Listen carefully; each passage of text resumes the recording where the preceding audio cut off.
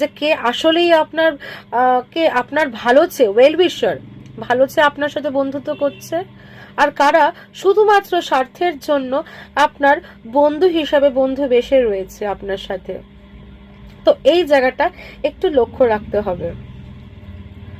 অন্য কালচারের উপর ইন্টারেস্ট, অন্য রিলিজিয়ান, অন্য কমিউনিটির উপরে ইন্টারেস্ট, তাদের আদব কায়দা, এইসবের উপর ইন্টারেস্ট। তো আপনি বারবারই প্রশ্ন করবেন যে নিজের যে বিলিফস, নিজের যে রুটস, আপনি যে রিলিজিয়ানেরই হয়ে থাকুন না কেন, দেখুন অ্যাস্ট্রোলজিটা শুধু তো হিন্দুইজম বেসড নয়, আমাদের ভেদাসে মেনশন রয়েছে, সনাতনী একটা সাবজেক্ট।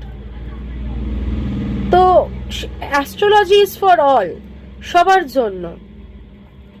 তবে আমাদের যে রেমেডিস গুলো, সেগুলো আমরা বেশি রেমেডিসে আমরা ওটাকে রিলিজিয়ানের একটা লেয়ার দিয়ে ফেলি, যেহেতু আমরা হিন্দু, তো সেই ক্ষেত্রে একটা রিলিজিয়ানের একটা লেয়ার এনে ফেলি। বাট সেখানে খ্রিশ্চানিটি যারা রয়েছে, যারা বিলিভ করেন, বা ইসলাম যারা বিলিভ করেন, তাদের জন্যও তো আলাদা রেমেডি রয়েছে। But all over that astrology is for all.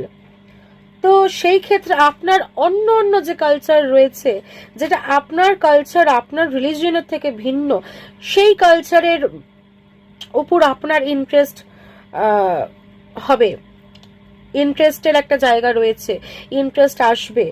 তো সেই ক্ষেত্রে যদি কোনো ভুল ডিসিশনস হয়ে যায়, সেটা কিন্তু আপনাকে পরে প্রবলেম দিতে পারে। তো এই জায়গাটা একটু দেখে নেবেন।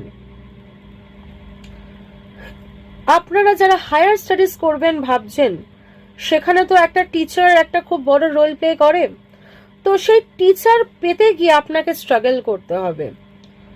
সেই প্রপার যে গুরু, যে যোগ্য আপনাকে আপনার সাবজেক্টটা নিয়ে যারা গাইডেন্স দিতে পারেন, সেই জায়গাটা প্রবলেম রয়েছে, সেই জায়গাটা আপনার ডিসিশনস নিতে প্রবলেম হবে, আপনি সেই জায়গাটা অবস্টেকলস ক্রিয়েট হবে, প্রপার গুরু খুঁজে পাবেন না, প্রপার মেন্টর খুঁজে পাবেন না, যে আপনাকে আপনার সাবজেক্ট নিয়ে মেন্টরিং করতে পারে।